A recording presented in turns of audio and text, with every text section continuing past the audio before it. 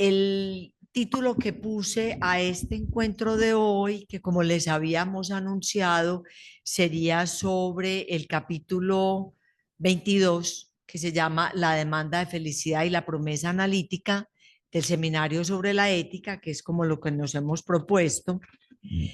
El título que puse fue El analista debe pagar con su juicio íntimo. Gracias. En la sesión de hoy nos dedicaremos a introducir algunos problemas referidos por Lacan en la conferencia 22 del 22 de junio de 1960 del seminario La ética del psicoanálisis, titulada La demanda de felicidad y la promesa analítica. Aclaro que hoy introduciremos algunas reflexiones. No me propongo agotarla o recorrerla en su totalidad hoy. Bueno, como todas las lecciones de Lacan, es muy compleja. Es imposible pretender resolverla hoy, pero hay varias aristas que propongo pues que trabajemos en diferentes encuentros. Esta lección, ya en el título elegido, ustedes saben que el título no lo pone Lacan, que el título los ha puesto Miller a la hora de establecer los textos, pero este título apunta directamente al problema central para el analista. ¿Qué se le demanda? ¿Qué puede ofrecer y qué no? Pero lo fundamental es cuáles son las razones para su respuesta. Y en esa vía, Lacan introduce lo que nos interesa particularmente en este seminario. El punto al que quiere llevarnos, lo cito, es a saber cuáles son las consecuencias éticas, perdón, cuáles son las consecuencias éticas generales que entraña la relación con el inconsciente, tal como lo descubrió Freud. Es una pregunta que se hace en la página 348. Los rodeos dados hasta el momento tenían como objetivo, dice él, acercarnos a nuestra ética de analistas. Algunos recordatorios, los sigo citando en la misma página, eran necesarios antes de volver a llevarnos de manera más próxima a la práctica del análisis y sus problemas técnicos. En el momento actual no podrían ser resueltos sin dichos recordatorios. Lacan en la página 348. Recuerden que siempre voy a estar tratando de mantener la página como porque estamos haciendo pues básicamente comentario de texto. Entonces, ¿qué se le demanda al analista? Lacan lo dice explícitamente a partir de una pregunta dirigida sin duda a los analistas. ¿Es el final del análisis lo que se nos demanda? No, lo que se nos demanda debemos llamarlo con una palabra simple. Se nos demanda la felicidad. Y si bien el contexto en que surge el análisis, lo digo de paso hoy, vamos a volver en la próxima sesión sobre este punto, el análisis surge en el momento en que la felicidad ha devenido un factor de la política. Podríamos decir, se ha producido una suerte de desplazamiento de la disciplina de la felicidad y la ética del bien soberano de Aristóteles a la política de Saint-Just, que Lacan resume en una frase: no podría haber satisfacción para nadie sin la satisfacción para todos. En ese punto, Lacan sitúa al analista como quien se ofrece a recibir, es un hecho, la demanda de felicidad, aunque sin embargo nos dice unos párrafos más adelante, observen bien que no hay nada semejante en el análisis. Pretendemos por vías que para alguien llegado del liceo, quizá de Aristóteles, parecerían sorprendentes, permitir al sujeto ubicarse en una posición tal que las cosas misteriosa y casi milagrosamente le vayan bien, que las tome del lado adecuado. En la página 349 dice Lacan, contrario a ofrecer la felicidad, lo que podemos es ofrecerle al sujeto la posibilidad de ubicarse en una posición tal, como dice él, que las cosas le vayan bien. Está en la página 349. No sabemos, quizás Dios sepa, que oscuridades permanecen en una pretensión como el advenimiento de la objetalidad genital, y agrega también, Dios sabe qué prudencia, inclusive en el acuerdo con la realidad. Es esta vía la que dejaré para la próxima sesión, que podré titular de antemano La demanda de felicidad y los ideales analíticos. En el balance que está implícito en este recorrido, que Lacan llama hasta el momento, en comillas, sigue señalando que bajo el nombre de psicoanálisis, muchos se dedican a una reeducación emocional del paciente. Bueno, acá va a señalar otros problemas que requieren una minucia y que lo dejaré para dedicarme luego en una próxima sesión a ese asunto. Luego, en los que no deja de poner en evidencia que en cierta medida lo que ha encontrado es que los analistas se han apresurado a responder a la demanda de felicidad prometiéndola, aun cuando lo sepan o no, ello arrastre a toda suerte de estafa. Lo mencionábamos la vez pasada. Ahora, luego de esta introducción, voy a situar precisamente el problema inicial de la lección, en la cual Lacan nos remite de manera directa y sin preámbulos a su escrito de 1958, La dirección de la cura y los principios de su poder, conocido también como el informe de Royamont. Entonces leo la introducción que Lacan tiene en la lección. Les remito por si tienen el libro. Sería como interesante tenerlo como para poder seguir como el desarrollo que estamos haciendo en los dos seminarios. No, es un comentario como de una transversalidad del... pero esa que voy a leer, sí. Página 347. Dice Lacan,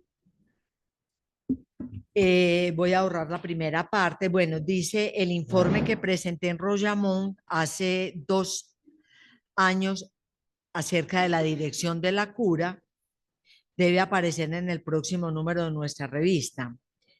Es un texto un poco apurado, pues lo compuse entre 2 seminarios. Conservaré su forma improvisada, ensayando a la vez completar y rectificar algunas de las cosas que están contenidas en él. En principio, recomiendo que también vayamos leyendo La dirección de la cura y los principios de su poder. Lacan lo ve improvisado, lo ve apurado, pero es un texto complejísimo y de una riqueza inagotable realmente para pensar toda la problemática que vamos a ir desarrollando. Ahora, dice Lacan, digo en alguna parte que el analista tiene que pagar algo para sostener su función. Paga con palabras, sus interpretaciones, paga con su persona, en la medida en que, por la transferencia, es literalmente desposeído de ella. Toda la evolución presente del análisis es su desconocimiento. Piense lo que piense al respecto, y aunque su recurso ante el pánico sea la contratransferencia, es necesario que pase por allí. Es decir, que necesariamente tiene que pagar con su palabra, tiene que pagar con su persona. No está solo él ahí frente a aquel con el que asumió cierto compromiso. Finalmente, es necesario que pague con un juicio en lo concerniente a su acción. Esta es una exigencia mínima. El análisis es un juicio. Es exigible siempre en otros lados, pero sí puede parecer escandaloso avanzar esto aquí, Probablemente hay alguna razón para ello. ¿Cuál es la razón? Y nos va a dar la razón. Dice, la razón es que desde cierto ángulo el analista tiene altamente conciencia de que no puede saber qué hace en psicoanálisis. Una parte de esa acción permanece velada para él mismo. Es una introducción muy contundente, me parece. Entonces, vamos a intentar trabajar un poquito sobre eso. Diría que Lacan abre al mismo tiempo dos puertas: la dimensión del pago y del juicio íntimo, y la del no saber del analista sobre lo que hace. Al final, veremos que finalmente es solo una puerta giratoria. Retomo algunas frases de Lacan entonces. Digo en alguna parte que el analista tiene que pagar algo por sostener su función. El análisis es un juicio. El analista no sabe lo que hace. Paga con un juicio concerniente a su acción. Entonces, el juicio íntimo me parece como fundamental empezar interrogando esta lección a partir de este término del juicio íntimo. ¿De qué naturaleza propone Lacan ese juicio íntimo? No es un juicio externo, no es un juicio técnico, sino algo que el analista pone en juego en su acto. Es un juicio que no se apoya en sus certezas previas. Lacan lo dice muy claramente, el analista no sabe lo que hace. Una parte de su acto se le escapa, permanece velada para él, sino en una decisión que surge en el encuentro con el analizante. Por eso el analista paga con ello. Su acto no lo deja por fuera. Él está implicado directamente. Ahora, lo íntimo, como aquello que toca lo más singular, pero no en sus propias pasiones, ni en sus propios ideales, ni sus prejuicios. Por supuesto, entonces, tampoco su fantasma, ni su síntoma, ni su posición como sujeto dividido, ni su ser, etcétera. Ya advierte Lacan cuando lea a los freudianos lo que dice que el analista dice porque es en el seno de su pretensión de contentarse con la eficacia donde se levanta una afirmación como esta. Cita a los postfreudianos en la página 219 del texto de la Dirección de la Cura, dice que el analista cura menos por lo que dice y hace que por lo que es. ¿Quién es entonces el analista? Pregunta Lacan. El que interpreta aprovechando la transferencia, el que la analiza como resistencia o el que impone su idea de realidad. Página 224 de la Dirección de la Cura. Entonces, esta dimensión del juicio íntimo con el que paga el analista en Lacan podría leerse como lo que toca lo más propio, lo más singular de un sujeto. El analista no puede aplicar reglas generales ni fórmulas preestablecidas. Su juicio es siempre en acto,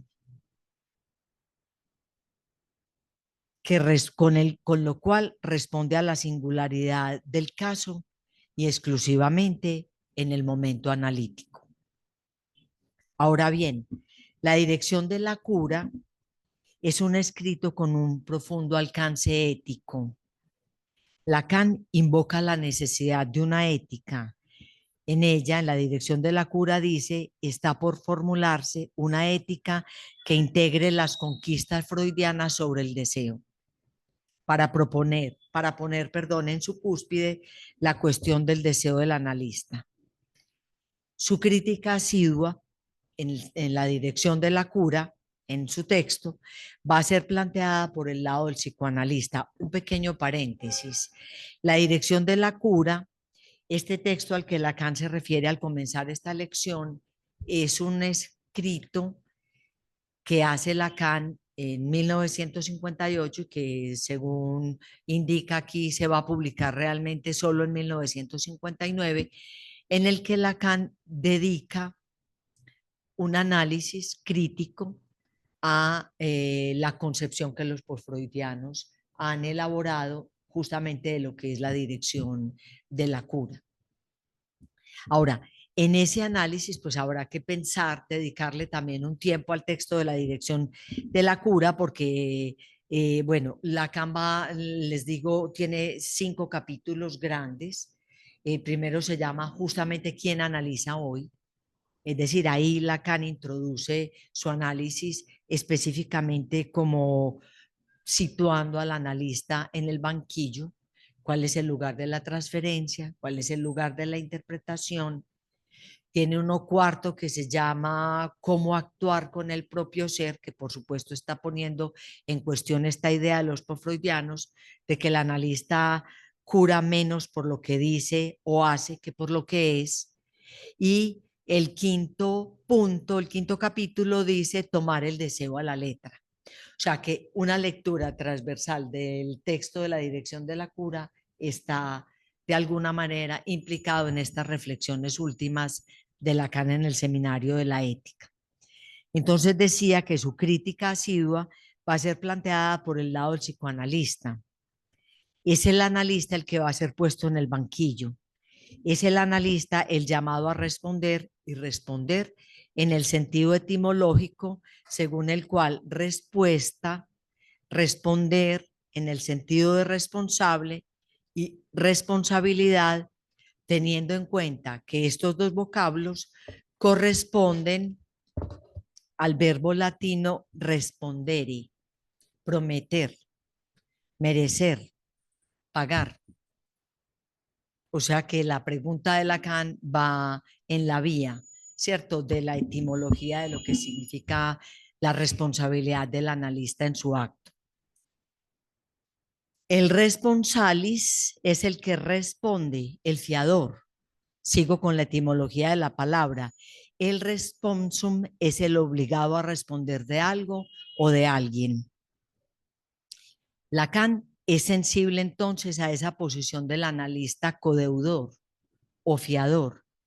Dice, digamos que en el depósito de fondos de la empresa común, el paciente no es el único con sus dificultades que pone toda la cuota. El analista también debe pagar. Tomemos entonces esa vía y veamos los modos en que el analista paga en la cura en tanto está inmerso en una acción que lo concierne, que no lo puede dejar por fuera. Entonces nos dice que el analista paga por esa acción de 3 modos. Desarrollo un poquitico más lo que ya Lacan anunció en la introducción de la lección del seminario 7. Paga con su palabra, paga con su persona y paga finalmente con lo más íntimo de su juicio, con su palabra, lo cual realiza en la medida en que hace aplicar por el sujeto la regla analítica, pero que su posición lo lleva a olvidar que se trata únicamente de palabras, su silencio, su neutralidad, pero también su interpretación pueden producir efectos solo en la medida en que puede llevar al sujeto a lo imposible de decir, su real. Esta vía se define por moverse en un campo que va de la asociación libre a lo imposible de decir y en consecuencia una expresión que trataremos más adelante, que es una concepción que Lacan introduce posterior en relación a la ética, el bien decir. Pero también paga con su persona, en cuanto que diga lo que diga, la presta como soporte a los fenómenos singulares que el análisis ha descubierto en la transferencia. Ahora bien, si el analista sabe que el imperativo surge en el punto de la dependencia radical del otro, sabe que el deber analítico que se enuncia como no ceder en el deseo implica también que él pueda conducir vía la transferencia al sujeto a franquear el límite de su dependencia. Paga en el residuo de la paradoja que lo instituye, en el algoritmo de la transferencia, para destituirlo como resto, como desecho de la operación analítica. Paga con su persona, es lo que dice Lacan, en la transferencia, pero para ser destituido como resto, como desecho final de la operación analítica. Por último, dice Lacan, olvidaremos que tiene que pagar con lo que hay de esencial en su juicio, más íntimo, para mezclarse en una acción que va al corazón del ser. Y Lacan aquí nos evoca ese corazón del ser que Freud escribe como Kern unseres Wesen. Sería el único allí que quedaría por fuera del juego, el analista. Entonces, ese campo que Lacan ordena de esta manera permite percibir tanto la dimensión política como la ética. La dimensión política se puede ver en el modo en que Lacan introduce los términos empleados por Clausewitz para teorizar sobre la guerra: táctica, estrategia y política. La transferencia, Lacan la define como el lugar de la estrategia. La interpretación, el lugar de la táctica. Lacan va a decir que es en la táctica en la cual el psicoanalista tiene el mayor nivel de libertad. Es decir, que tiene la libertad para escoger los medios de los cuales se puede servir. Al nivel de la estrategia, el psicoanalista paga con su persona, es un nivel de libertad mínima, dice Lacan. En el fondo, en ese nivel de estrategia, el analista no tiene muchas opciones para elegir. Debe hacer lo que es preciso en una situación en donde está dominado por necesidades de la transferencia. Entonces, táctica, nivel de mayor libertad. Estrategia, menor libertad. Y queda el tercer término propuesto por Lacan, ¿cierto? Es estrategia, táctica y política. El tercero, entonces, queda el tercer término propuesto por Lacan: el analista paga con lo íntimo de su juicio. Ese juicio íntimo lo realiza el deseo del analista, que es lo que Lacan llama el nivel político. Y en ese nivel político dice que la libertad para el psicoanalista es ninguna. El psicoanalista no tiene ninguna alternativa. Debe hacer lo que es necesario para ser juzgado con los fines últimos del psicoanálisis al cual sirve. Entonces, el deseo del analista está en operación y ese nivel de operación es el que determina la política en la cura. O sea que tendríamos la interpretación, la transferencia y el deseo del analista, con lo que Lacan lee estrategia, táctica, estrategia y política. Aquí la agudeza de Lacan produce una inversión con respecto al orden de la guerra, porque en la guerra se es más libre a nivel de la política. Hay mayor libertad al nivel de la planeación estratégica y muy poca a nivel de la táctica. Pero entonces Lacan reordena el campo solamente tomando el deseo a la letra, es solamente tomando el deseo a la letra como el analista puede actuar con su propio ser. Y en esa vía paga con sus palabras en la interpretación y con su persona en la interpretación, y el juicio íntimo quedaría del lado específicamente de la ética. Retomemos ahora la cita compleja con la que inicia la lección. El análisis es un juicio. Es exigible siempre en otros lados. Pero si puede parecer escandaloso avanzar esto aquí, probablemente hay alguna razón para ello. La razón es que desde cierto ángulo, el analista tiene altamente conciencia de que no puede saber qué hace en psicoanálisis. Una parte de esa acción permanece velada para él. La página 348 que leímos recientemente. Lacan parte de ese hecho. El psicoanalista no sabe lo que hace. Por eso yo decía que es como si hubiera abierto dos puertas a la vez. Por un lado, la reflexión sobre el juicio íntimo y por el otro, este no saber del analista en el acto. Sabe que no sabe y lo que cree saber es un falso saber. Este falso saber es lo que llama su experiencia. Al ordenar su experiencia como saber, lo que haría finalmente no sería más que volver a la cura tipo o a reducir la experiencia analítica a una terapéutica. Decir que una parte de su acto se le escapa nos remite casi directamente a otro problema que vendrá luego, el acto analítico como un acto sin saber, un acto sin sujeto, en el cual el analista no piensa. No sé si recuerdan que en algunas de las elaboraciones que hicimos el año pasado, habíamos visto cómo Colette Soler ha señalado como con una cierta insistencia que Lacan deja de ocuparse del deseo del analista cuando empieza a hablar del acto analítico. Lo que me parece es que en esta elaboración uno puede ver cómo hay un enganche, un gozne, ¿cierto? Una articulación que nos lleva del deseo del analista implicado en un acto que se le escapa, del que no sabe realmente, porque este asunto de si fundaríamos o no una nueva religión del deseo, yo creo que lo decía en otro momento, es claro que para Lacan esa no es finalmente la vía.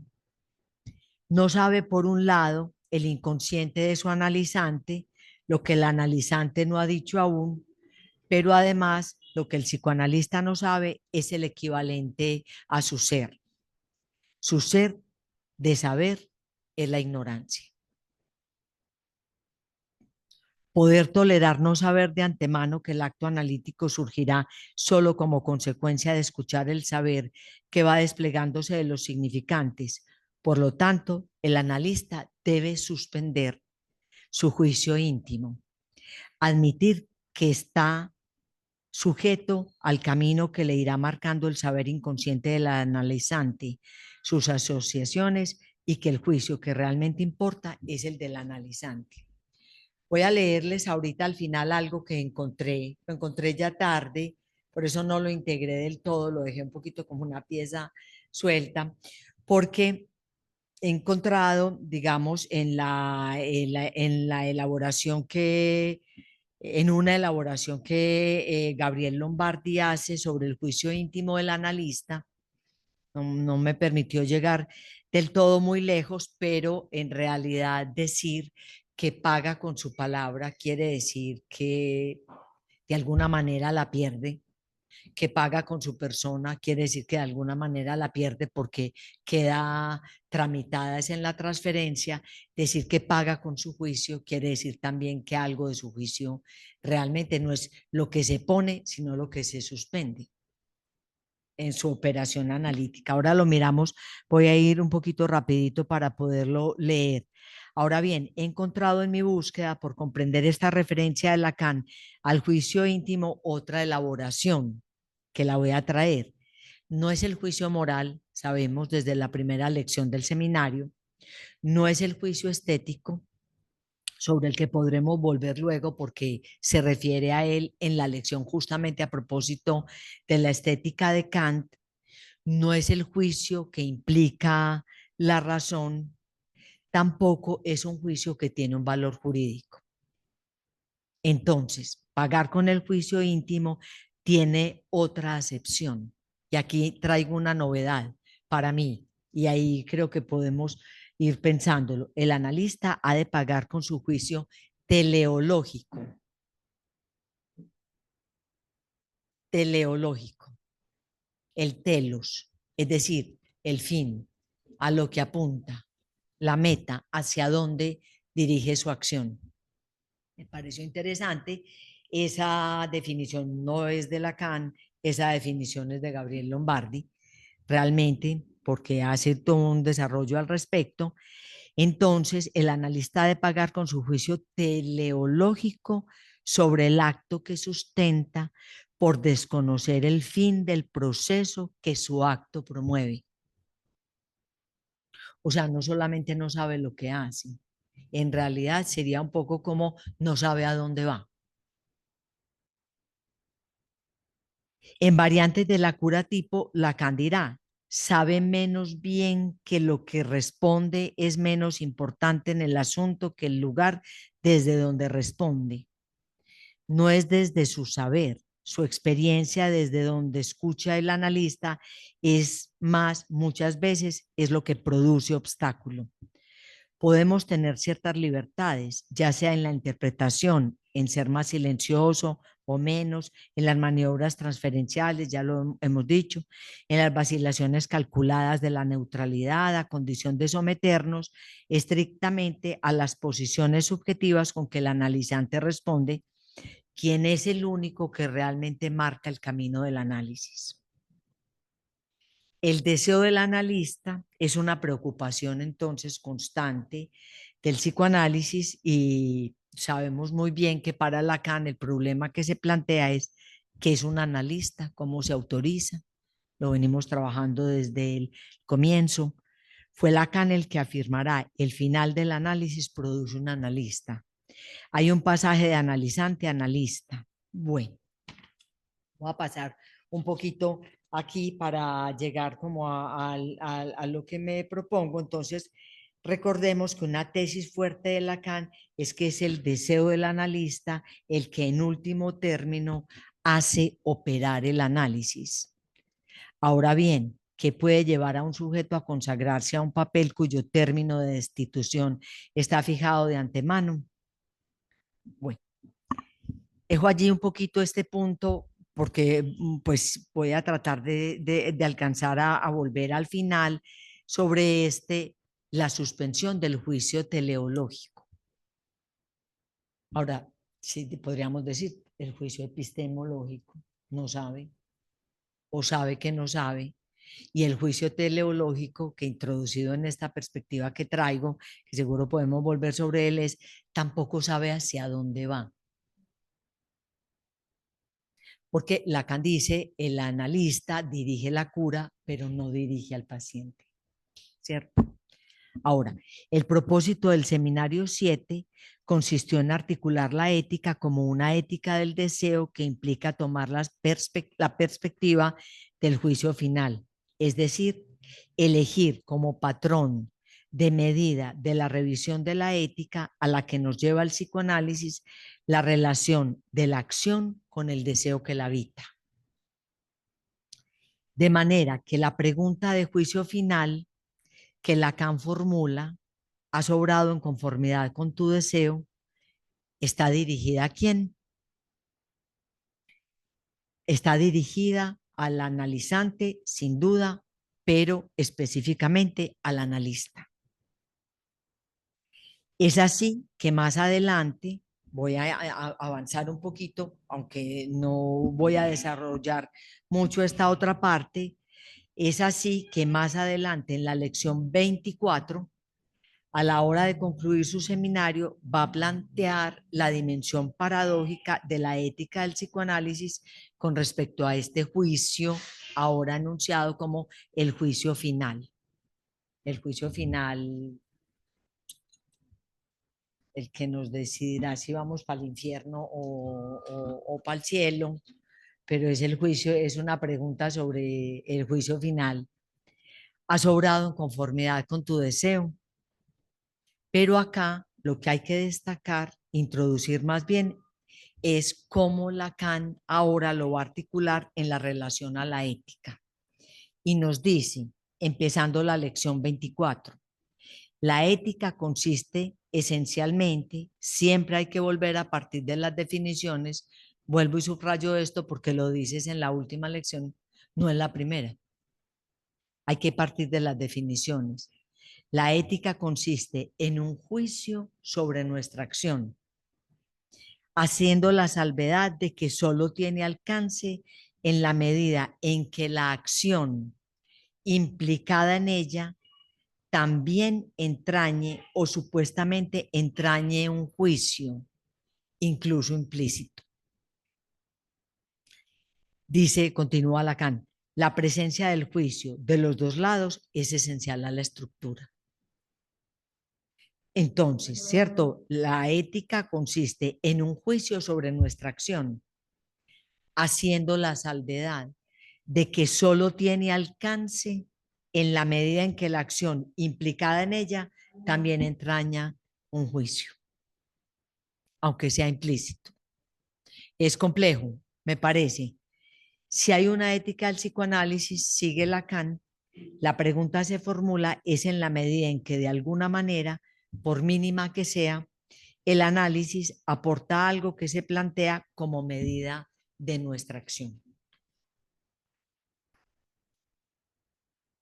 En la página 372, no les dije en qué página está está en la página 370, que es en donde comienza la lección 24, y en la página 372, luego de algunos rodeos en los que él descarta qué es lo que realmente subyace al juicio de la acción del analista, en la página 372 dirá algo más.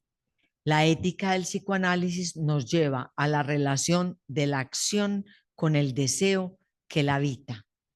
Entonces, dejo esto un poco para sesiones posteriores, pero ahora creo que se puede tomar un hilo. La ética del psicoanálisis implica un juicio doble sobre la acción, y ese juicio remite necesariamente al deseo. ¿Cuál deseo? Creo que podemos precisar, forzando un poco, que el deseo puesto en cuestión acá es el deseo del analista. Así pues, juicio y deseo del analista serían solidarios en esta introducción de Lacan. Pero hay que volver entonces a su referencia al texto sobre la dirección de la cura, porque allí dice que el analista paga con su juicio íntimo. Entonces, volver al texto sobre la dirección de la cura para leerlo simultáneamente con el seminario 7 nos permitirá avanzar. Creo que es muy importante esta dimensión del juicio, de qué juicio se trata, porque hay otra perspectiva que no vamos a plantear aquí, pero que se extiende, digámoslo así, hasta el ejercicio que realiza el cartel del pase frente a una demanda de pase. Es decir, la posibilidad de respuesta tiene que ver con un juicio íntimo. O sea, creo que apenas alcancé como a abrir un poco como las problemáticas que nos presenta esa dimensión del juicio que hace Lacan.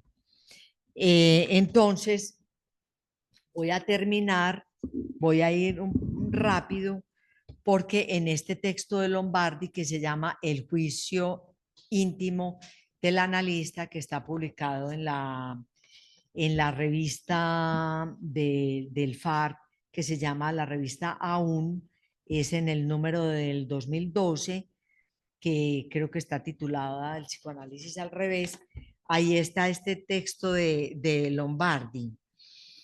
Me pareció interesante algo que él dice, que inicialmente intentó hacer como una investigación como para ver qué tanto se había dicho sobre ese juicio íntimo del analista, y él dice que en realidad encuentra como muy poco. Es como un problema al que nos hemos dedicado poco para entender realmente, porque Lacan dice que la ética del psicoanálisis consiste en la dimensión de un juicio, ¿cierto? Y que ese juicio, a su vez, implica la dimensión de una acción, la cual, a su vez, ha de llevar un juicio. O sea, no es un problema, creo que menor, al que se refiere Lacan, porque está definiendo la ética del psicoanálisis justamente a partir de ese juicio. El análisis es un juicio, ¿cierto? Ahí la ética implica una acción que concierne ella misma un juicio.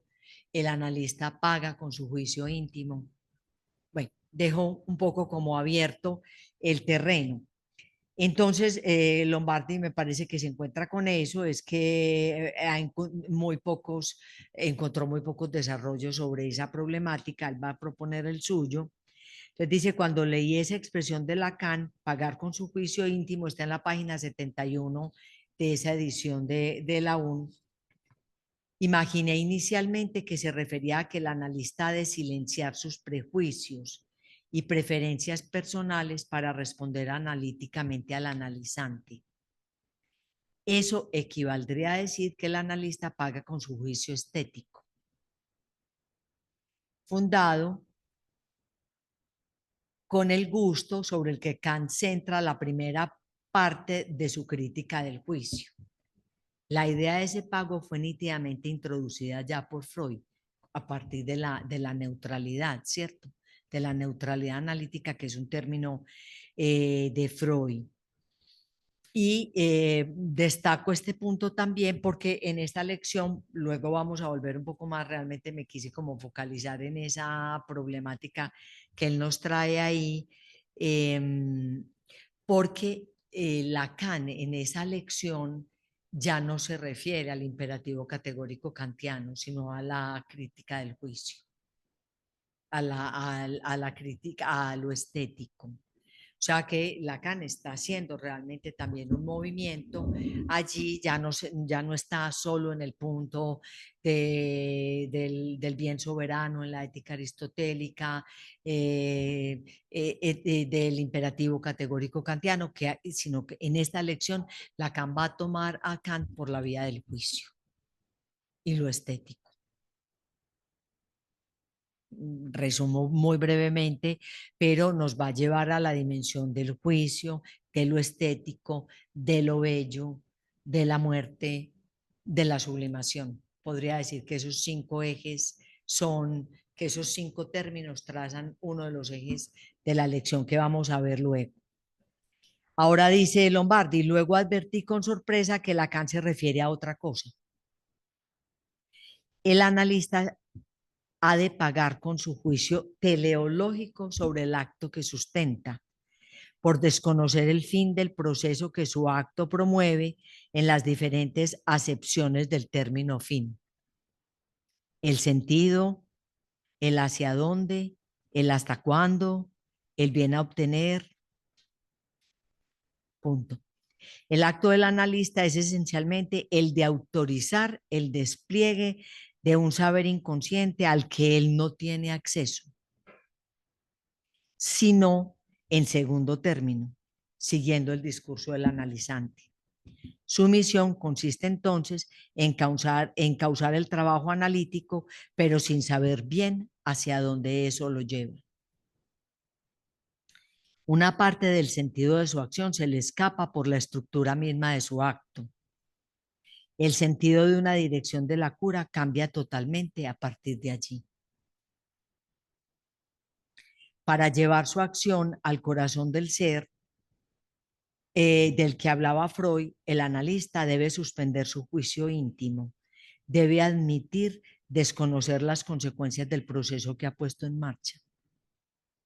Y lo que sigue a esas consecuencias, donde el juicio que realmente importa es el del analizante.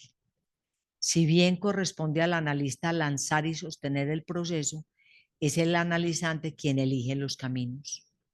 Regla fundamental del psicoanálisis y quien tiene la última palabra. Bueno. Aunque la idea parece sencilla, salto un poquito algo allí, pero él un poco va a decir, bueno, voy a leer este párrafo, dice, aunque la idea parece sencilla, implica el más alto costo sostenerla en la práctica. El más alto costo, o sea, puede ser costoso para el analista pagar con su palabra, puede ser costoso pagar con su persona, pero el más alto costo tiene que ver con este. ¿Cierto? Que es un juicio que implica ese no saber. Me parece, por eso decía que como si hubiera abierto 2 puertas, pero finalmente Lacan deja abierta una misma que nos conduce de un lado al otro de esa problemática de la dirección de la cura. Aunque la idea parece sencilla, implica el más alto costo sostenerla en la práctica. De allí que la clínica lacaniana implique que dejar al analista implique, perdón, no dejar al analista tranquilo en sus títulos, en su saber ya consolidado, en su experiencia ya hecha, en su saber ya construido sobre el caso, porque la verdadera dirección de la cura se apoya en que todo ese saber que él atesora está destinado a ser descartado. La cura solo se resuelve si todo eso caduca, si el saber del analista cae como objeto a mero desecho del saber. Bueno, voy a dejar ahí esa lectura. Él trae otra referencia que quizá la puedo poner a consideración después, que tiene que ver con la dimensión del juicio y la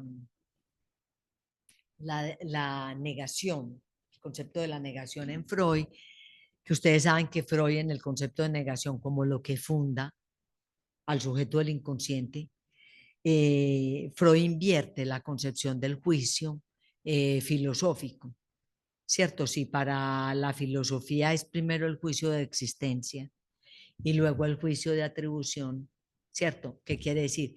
Que es necesario que la cosa exista para poder decir es negra. Pero Freud dice que es al contrario, que es necesario primero un juicio de atribución y luego un juicio de existencia. O sea, si es bueno y me gusta, existe. Si es malo o me disgusta, no existe. O sea, miren que Freud va a utilizar esa noción del juicio y una noción invertida del juicio precisamente para, o sea, el término juicio es un término también utilizado por Freud y es fundamental para dar cuenta del inconsciente. Bueno, creo que quedan abiertas no solo esas dos puertas, sino todas las demás. Pero me parece que, bueno, intenté pues como abrir allí el asunto. Ahora, Lombardi, les puedo buscar cómo mandarles ese texto. Él dice que un poco esa problemática ya estaba en Freud y muestra un caso, no se los voy a comentar, solo lo resumo, que en el caso Juanito, pues el papá muy interesado le lleva a Freud todas las noticas y la entrevista que él tiene con Juanito. Pero hay un movimiento que realiza el niño en el que Freud dice que Juanito, lo va a decir así, dice,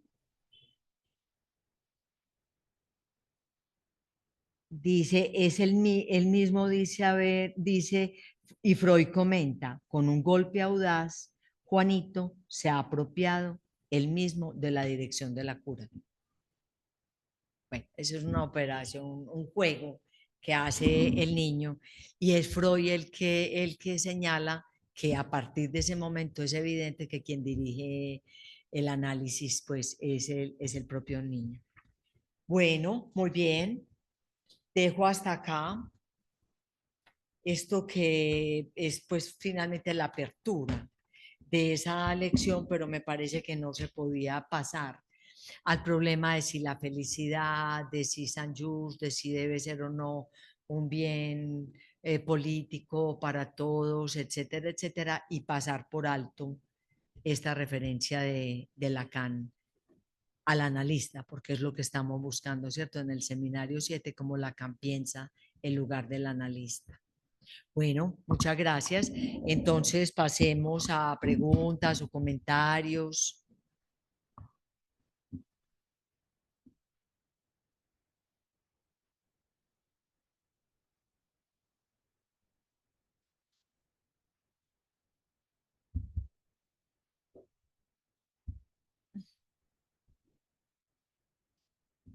Bueno, por ahora no tenemos ninguna en el Zoom. Carlos, sí, tienes que tomar el micrófono. Carlos y Jade. Bueno, no, pues gracias por la intervención. Yo tengo una pregunta, pero desde hace un tiempo, con relación a cómo Lacan utiliza en este seminario incluso en la dirección de la cura y los principios de su poder, el concepto de política, ¿cierto? No sé si de pronto podrías decir un poquito más frente a eso, porque no he logrado todavía dar como con ese matiz, pero me llama la atención que nombra política, la política. Y pues bueno, ahorita retomando este aspecto, como es el momento donde no hay libertad, además para el analista, Ujú. ¿cierto? Entonces, qué matiz encuentra uno de eso, de la política ahí? ¿Cómo lo está tratando Lacan? Y eso que me llama la atención de ahí no hay libertad incluso para analizar, o sea, ni menor ni mayor, ¿cierto? Ujú. Gracias. Ah, Eh, Tal vez en la conferencia de pronto pienso que algo de lo que voy a preguntar puede estar ahí, pero quisiera un poco que ampliaras el concepto de el analista paga con su juicio íntimo. Ya lo habías dicho también cuando habla de la transferencia, estrategia de menor libertad y la interpretación cuando se habla pues de la mayor libertad que paga con lo íntimo de su juicio. Entonces, no sé si ya en el acto analítico puedes ampliar un poco cómo se evidencia ese aspecto.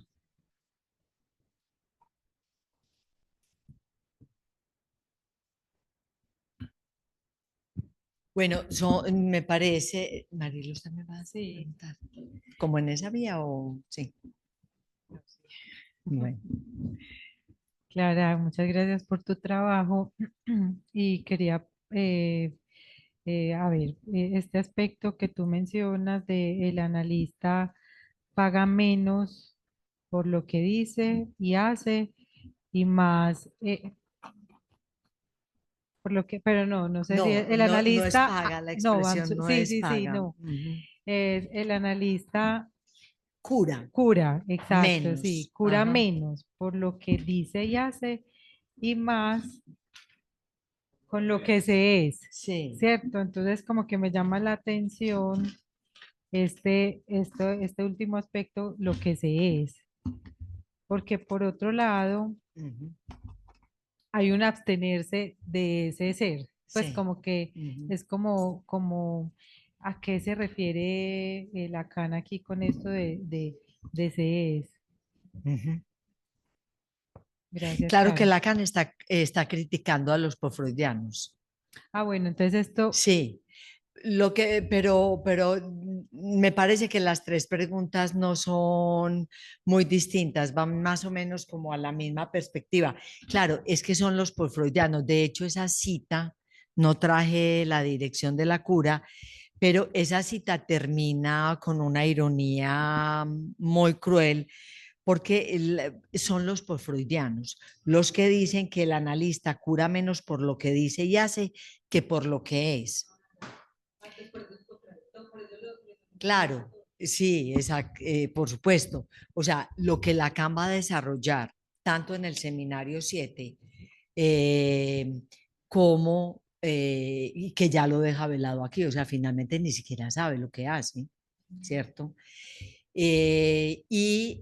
Como en la dirección de la cura, al final, en realidad dice que haría más bien en operar con su falta en ser. Yo dije esto como para desarrollarlo más adelante, más con su falta en ser que con su ser, porque Lacan va a poner en cuestión todo lo relativo a ese ser. Es el yo, es su fantasma, son sus identificaciones, inclusive él utiliza una expresión muy fuerte que lo llama las desgracias del ser, ¿cierto? Es decir, y esa cita que yo la abrevié termina diciendo un poco pues como que hay hasta que mirarlos con un poco de compasión, no recuerdo si Lacan alude a la compasión, pero él dice para darse cuenta pues porque cargan que lo que llevan en sus maletines son ladrillos. O sea, que se dobla su espalda por el peso de eso que cargan con esa promesa de que el analista responde con su ser. Y yo creo que Lacan le hace la contra, paga con su palabra, Es decir, haga lo que haga, paga. Él no está por fuera de ese juego y esa es otra definición allí muy importante, pero es que decir que cura menos con lo que hace, dice o hace, que con lo que es, eso condujo a los postfreudianos a un final de análisis con la identificación al analista. ¿Cierto? Entonces, que ahí vamos viendo cómo Lacan combate fuertemente todas esas posiciones, pero efectivamente Lacan al final de la dirección de la cura, inclusive, y de los cuestionamientos que va a plantear en el seminario 7, lo que dice es que el analista responde con su falta en ser.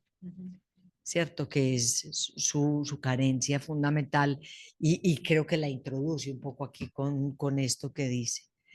Bueno, sería como en esa vía que lo plantearía, pero eso es una crítica que Lacan le está haciendo. Por eso yo le decía, Lacan advierte cuando lea a los postfreudianos que dice que es el analista, ¿cierto? ¿Quién es el analista? O el que impone su ideal de la realidad. Y en la próxima sesión que vamos a trabajar también sobre los ideales analíticos, pues es Lacan mismo el que va a poner en cuestión cómo desde los ideales del analista se intenta dirigir la cura para responder a la demanda de felicidad. Okay. O sea, por eso me sonó Sí, contradictorio, pero entonces la posición de Lacan es todo lo contrario, responder con su falta en serio. es más con Ajá. su falta en ser, Ujú. su falta en saber, con el no saber, con el acto, ¿cierto? Que el acto analítico implica que el analista no piensa, que no se calcula. En realidad, miren que lo que Lacan está haciendo es quitando a la persona suprimiendo la persona del analista de su acto. Creo que lo podríamos decir así. Bueno, ahora, espérame, termino las dos preguntas anteriores. Es que empecé y hay uno en el chat. Esteban Villota. Bueno, voy a entonces ahora a la pregunta voy de atrás para adelante, entonces a la pregunta de Hader, porque tú decías que de alguna manera en la misma conferencia está como esta referencia como al juicio íntimo.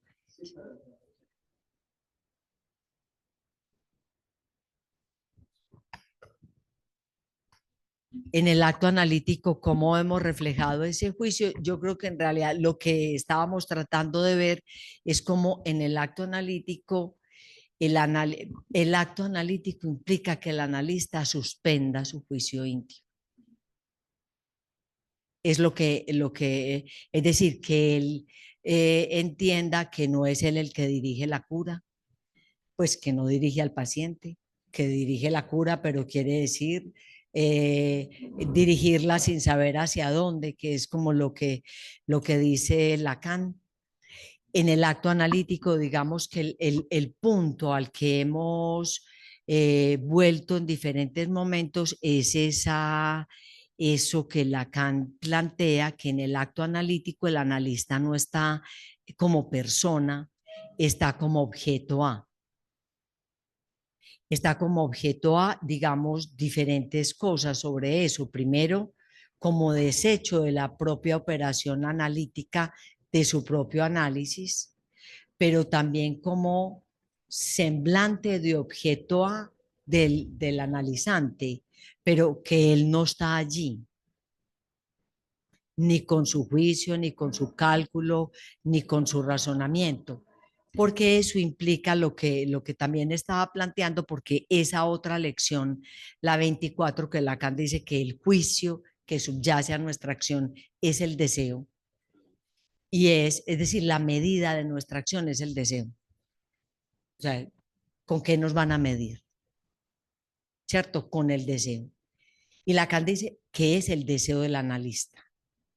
Pero ya lo hemos dicho, un deseo advertido, un deseo neutro, un deseo que no puede pedir lo imposible, un deseo inédito. Es finalmente más que algo que podamos definir, es algo que opera en acto.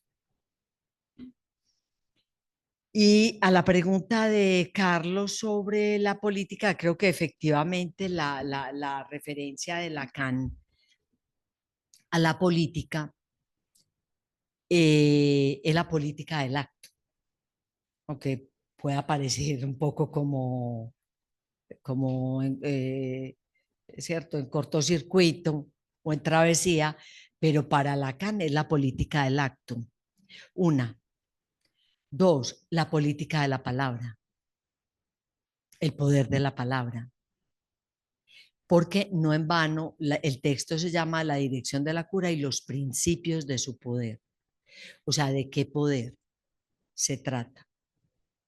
Lacan, por supuesto, sabe que la transferencia le transfiere un poder al analista, pero él dice claramente que es a condición de no hacer uso de él, ¿cierto? Es decir, que paga con su persona, pero no hace uso del poder que la transferencia le confiere. Y por último, pues entre las referencias que me evocas, o sea, porque Lacan señala que toda tentativa de dirigir al paciente lo que muestra es la impotencia para realizar efectivamente una praxis. Entonces, ahí en donde no tenemos los recursos o somos impotentes para el ejercicio de una praxis, el recurso al poder, se da el recurso al poder. Son hilos que te estoy trayendo directamente de la dirección de la cura.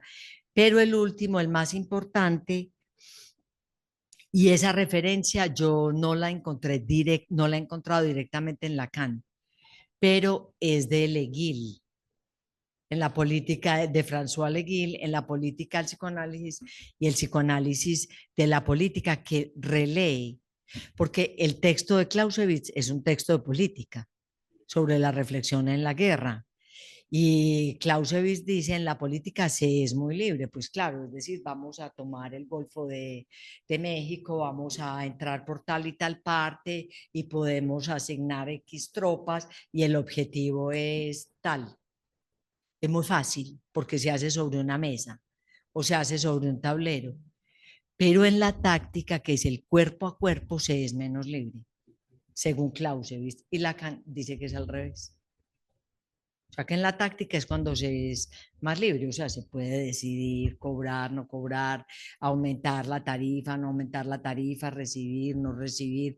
Es decir, ahí en ese encuentro el analista es más libre, menos libre en la transferencia porque está capturado, ¿cierto? Por la transferencia del sujeto.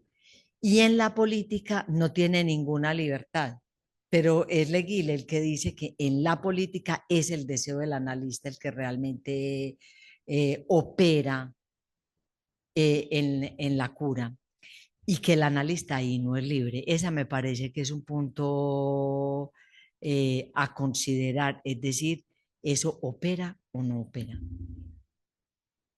Ahí él no decide, porque es también, digamos, como el tratamiento de lo real del psicoanálisis.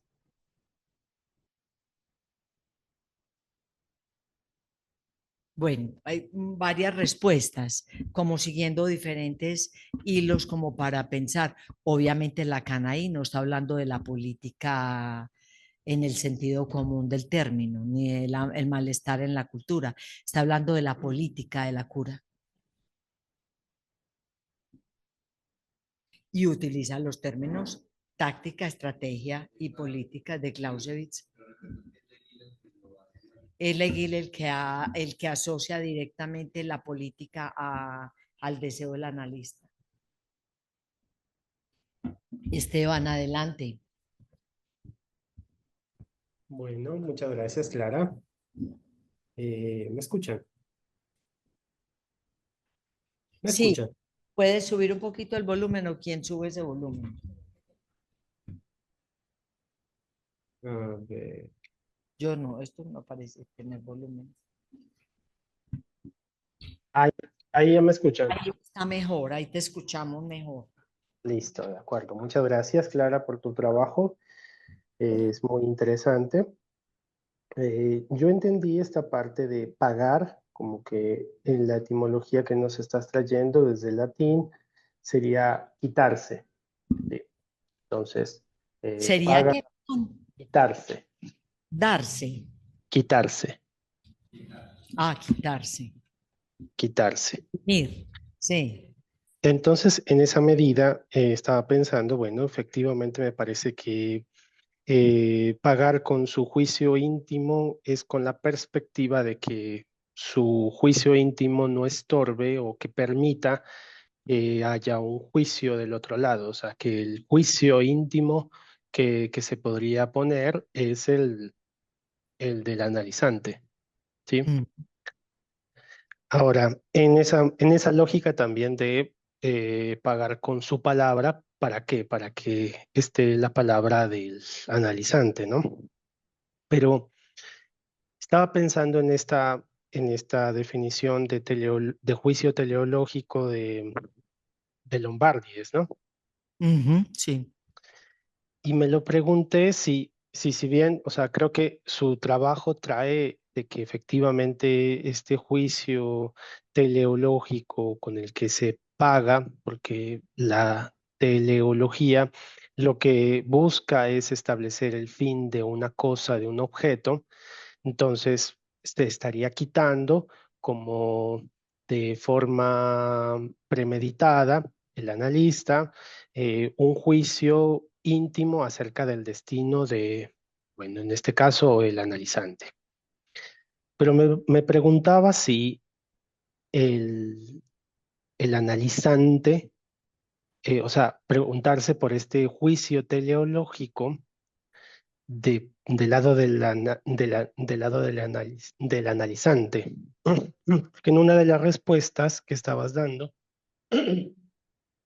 dijiste, eh, estabas hablando, pues, respondiendo esta cosa de la de la política, y dijiste, ¿con qué nos van a medir? Y respondiste que por nuestro deseo. Entonces me pregunté si realmente el analizante no estaría poniendo un juicio íntimo respecto teleológico sobre el acto en cuestión.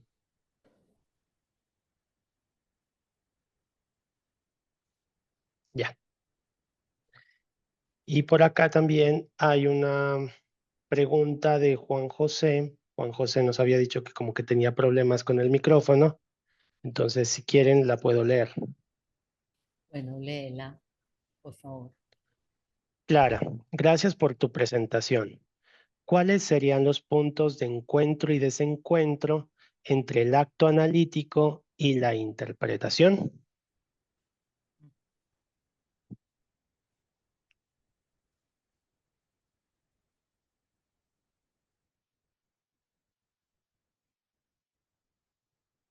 Bueno, a ver, Paola, Paola, ¿nos puedes esperar un momentico y trato de responder un poco estas dos? Yo no sé, discúlpame, Esteban, no sé si alcanzo a comprender bien tu pregunta.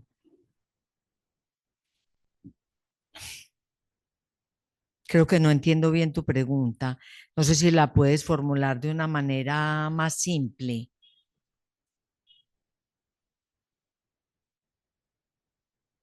Porque tú articulas el juicio íntimo del analista y el juicio íntimo del analizante. Decir que el analista paga con su juicio íntimo, que estamos, yo diría que estamos legítimamente empezando a abrir esa fórmula de Lacan. Yo creo que habríamos pasado como muy por encima de ella. Decir que paga con su juicio íntimo quiere decir que lo que él pone en el acto es el deseo del analista. Y el deseo del analista es que haya análisis. El deseo del analista implicaría, cuando Lacan piensa en esta fórmula como la medida de la acción, dice que es lo único que hace que opere un análisis. Yo había traído un epígrafe que por la prisa no lo leí, son 2 renglones. Es una cita que me encontré de Freud a propósito de un texto sobre Freud y el deseo del analista. Freud le escribe a Binswanger y le dice, en verdad, no hay nada para que el hombre, por su organización, sea menos apto que para el psicoanálisis. Y me pareció muy interesante esa referencia de Freud porque quiere decir que es un poco a contravía, que el analista apuesta con ese juicio. Sí, por ahora por lo menos podemos equiparar el juicio íntimo al deseo del analista, que no es el deseo de uno u otro, ¿cierto? Que es un deseo, el único advertido, que no espera lo imposible, que pretende hacer abrir el inconsciente, porque recuerden, y lo abre desde adentro además. Él lo dijo siempre, siempre Lacan, el analista abre el inconsciente desde adentro en la medida en que él forma parte, ¿cierto? Del dispositivo. Es desde adentro que él lo abre y lo abre con este juicio, paga con eso, porque es con eso con lo que él seguramente debe renunciar a todo lo otro que sus gustos, sus intereses, su juicio estético, sus prejuicios, etcétera, para hacer operar el análisis. Así es como entendería yo, digamos, la perspectiva como lineal de tu pregunta. El juicio íntimo del analizante, no sé, no me he preguntado por él, porque creo que más bien del lado del analizante estaría la dimensión del inconsciente, pero creo que se puede pensar como más detenidamente eso. Y de una vez articulo algo con respecto a la pregunta de Juan José, porque no es simple. No es simple porque Lacan dice, el acto analítico es el pasaje de analizante a analista. Lacan da una definición simple. O sea que a Lacan lo que le interesa del acto analítico es cómo se instaura la posición del analista. A eso él lo llama el acto analítico. Ahora, creo que hay otras variantes que se han derivado con el tiempo y es suponer que el acto analítico es la acción que el analista puede realizar para la interpretación, para la transferencia y específicamente pues la interpretación. Juan, entonces yo creo que te quedo debiendo mucho de tu pregunta porque no creo que es simple. Digamos que la divergencia entre el acto analítico y la interpretación sería esa, que para Lacan el acto analítico es el paso, el atravesamiento de analizante a analista. La interpretación sería tal vez el recurso que tiene el analista para operar sobre el inconsciente, pero creo que no se reduce a la noción de acto. Me parece que es complejo. Me parece que es complejo porque se suele decir que la interpretación es el acto analítico, es la acción quizá, pero creo que no se reduce al acto. Juan, dejamos eso un poco en remojo. Bueno, Paola, y creo que terminamos, o hay otra pregunta. Ah, perdóname, Libardo, sí.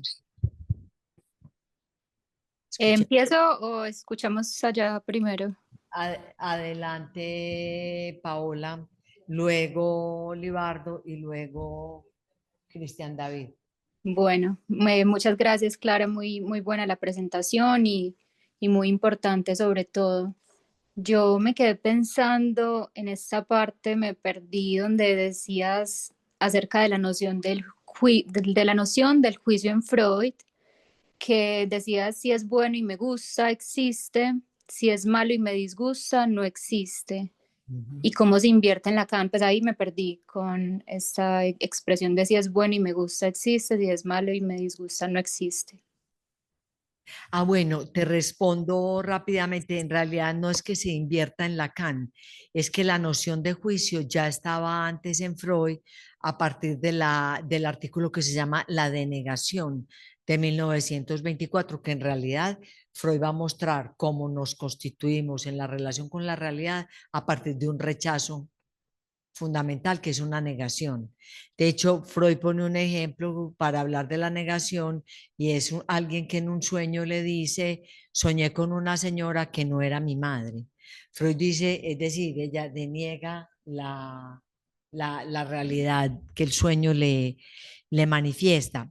Es con respecto a la filosofía, que Freud dice, en la filosofía es primero el juicio de existencia y luego el juicio de atribución.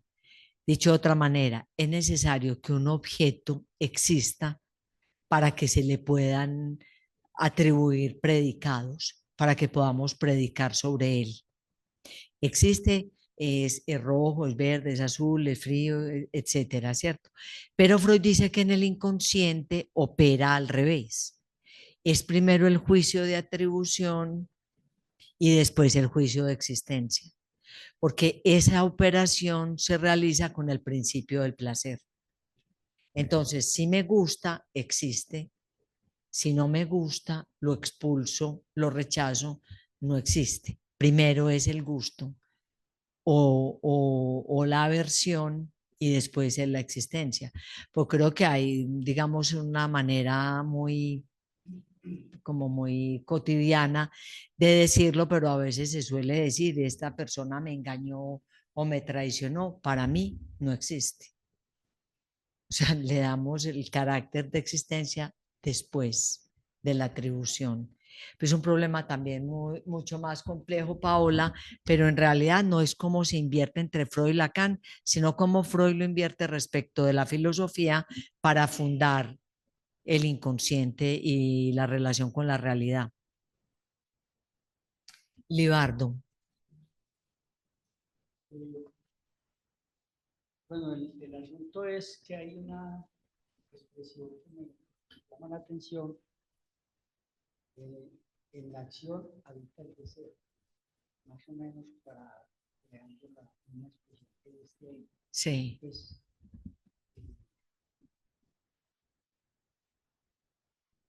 pregunto sobre ello, ¿cierto?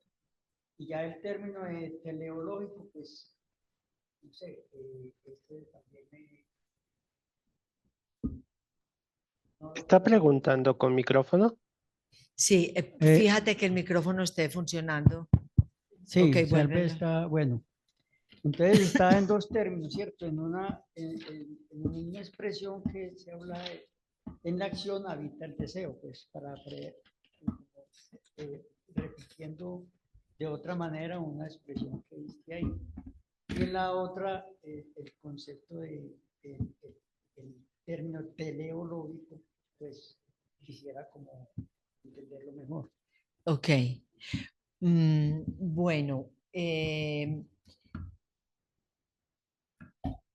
Cristian David, ¿tú quieres formular tu pregunta y les contesto a los dos? Gracias. Clara, buenas noches, me alegra volverte a escuchar. Mi pregunta está dirigida con relación a este asunto del que el psicoanalista pague con su persona. Sí, digamos que entiendo en la medida en que la semblanza de objeto y a través de la transferencia pues, es desposeído de su persona. Sin embargo, ya digamos como en la operatividad del análisis, hasta qué punto llega esto, digamos, en el accionar del psicoanalista, en tanto que, pues, digamos, dice Lacan mismo que no sabe en realidad lo que pasa en un análisis, porque parte de su acción queda velada para él mismo. Eso.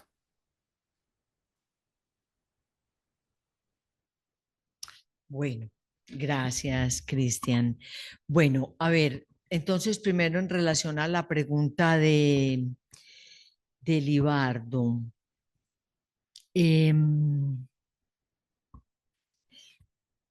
La más sencilla, digamos, el juicio teleológico. O sea, telos es la meta, es el fin, es a dónde apunta una acción. No sé si los filósofos pueden decir o quieren decir algo más, pero digamos, esa sería la etimología de esa palabra. Entonces, yo no lo he leído en otro lugar, yo lo encontré y me pareció como interesante traer como esa pequeña novedad. Lombardi dice que es un juicio, porque es que no es un juicio moral, no es un juicio, si es un juicio ético, vamos a juzgar de qué naturaleza se trata. No es un juicio moral, no es un juicio racional, no es de consecuencias jurídicas, ¿cierto? Hay muchos asuntos que podríamos descartar de la idea de ese juicio. Íntimo es lo que sabemos que dice Lacan, es decir, que lo concierne en el corazón de su acción de manera fundamental. Pero esto que encontramos es que, porque es Lacan el que empieza la lección diciendo que el analista no sabe lo que hace en el análisis, pero que el análisis es un juicio y que una parte de su acción permanece velada para él. Vamos a desarrollar eso más adelante de todas maneras con el analista doble, que es un asunto que está pendiente. Pero lo que Lombardi dice es que Lacan señala también que cuando el analista dirige la cura, en realidad no sabe hacia dónde va, ni tiene claro cuál es el fin. ¿Cierto? Ni sabe cuánto, ni el tiempo, ni todas las implicaciones que se van a desarrollar allá. Entonces, el telos querría decir eso, el juicio teleológico es que él no sabe, no puede decidir, no puede decidir por el destino de la cura que pone en marcha. Eso sería como entenderíamos lo teleológico. Ahora, la otra parte de tu pregunta creo que es muy, está en el corazón mismo del seminario de la ética, porque pues Lacan dice, al final, en el juicio final, nos van a juzgar. ¿Por qué? Es un juicio, es un juicio final. Nos van a juzgar. ¿Por qué? ¿Qué subyace a nuestras acciones? Si es buena o mala, si es conforme a los mandamientos, si es conforme al imperativo categórico. Usted obró en conformidad con los imperativos sociales, los imperativos culturales, el imperativo categórico kantiano, los principios cristianos. O sea, que el juicio siempre implica una pregunta sobre qué subyace a su acción. O sea, ¿cuál es la medida de la acción? ¿Con qué vara nos van a medir? Y Lacan dice que la medida de nuestra acción, estoy buscando la cita textual, dice, por ejemplo, lo patético de esta dimensión en la página 373 es, lo ven exactamente lo opuesto, la contrapartida de lo trágico. Bueno, dice, aquí yace la experiencia de la acción humana y porque sabemos reconocer mejor que quienes nos precedieron la naturaleza del deseo que está en el núcleo de esta experiencia, una revisión ética es posible, un juicio ético es posible que representa esta pregunta con su valor de juicio final. ¿Has obrado en conformidad con tu deseo? Porque lo que él dice precisamente en la página 370 dice, si hay una ética del psicoanálisis, es en la medida en que de alguna manera, por mínima que sea, el análisis aporta algo que se plantea como medida de nuestra acción. Y el desarrollo que va a hacer en esa lección es sobre el deseo. O sea, no nos van a juzgar si obramos en conformidad con los ideales culturales, con las leyes morales, con el imperativo categórico, sino si obramos o no en conformidad con el deseo. Entonces uno podría decir que el paradigma que Lacan va a proponer allí es una acción a la que le subyace el deseo.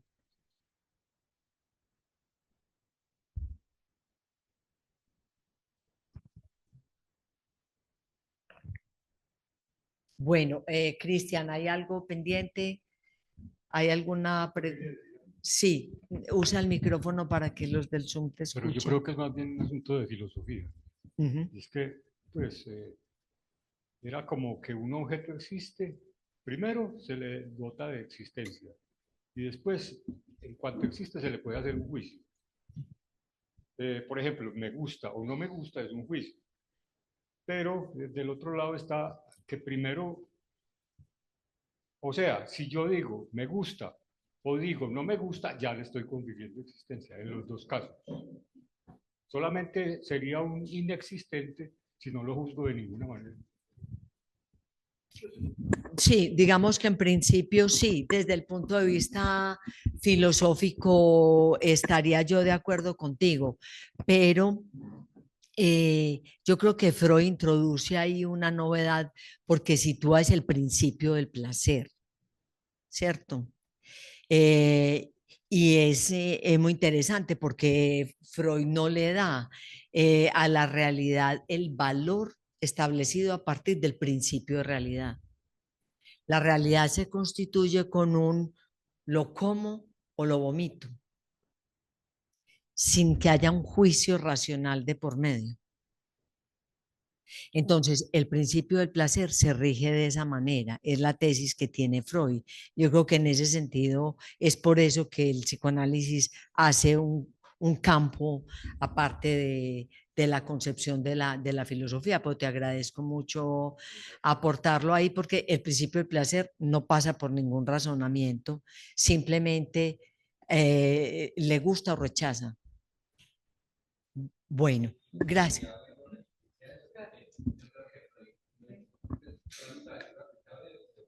No se escuchan.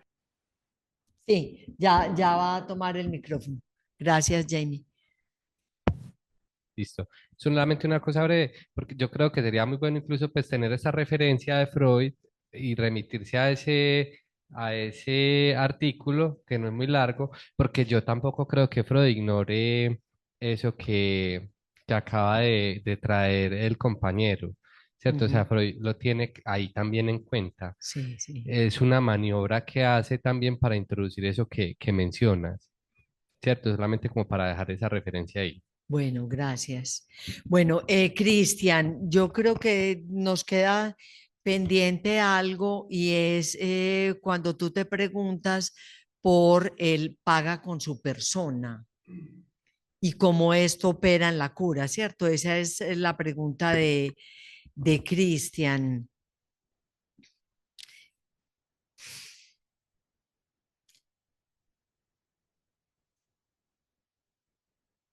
El Lacan, digamos que remite a partir de ese pagar con su persona, es decir, queda desposeído de su persona por el lugar que él viene a ocupar en la transferencia. Entonces lo podríamos decir de diferentes maneras, porque yo creo que es en todo caso un principio fundamental para la acción, llamémoslo así, del analista, desde Freud. Curiosamente, Freud casi nunca da consejos, pero tiene unos artículos que llaman consejos al médico en la iniciación del tratamiento. Y los consejos que da no es qué hacer, sino qué no hacer. Entonces dice, prívese de querer curar demasiado pronto, cuídese de querer comprender demasiado pronto, cuídese de intervenir con sus propias pasiones en la dirección de la cura, ¿cierto? De meter sus afectos, de meter sus pasiones. Es decir, desde Freud es fundamental que el analista no intervenga con su persona. Es fundamental.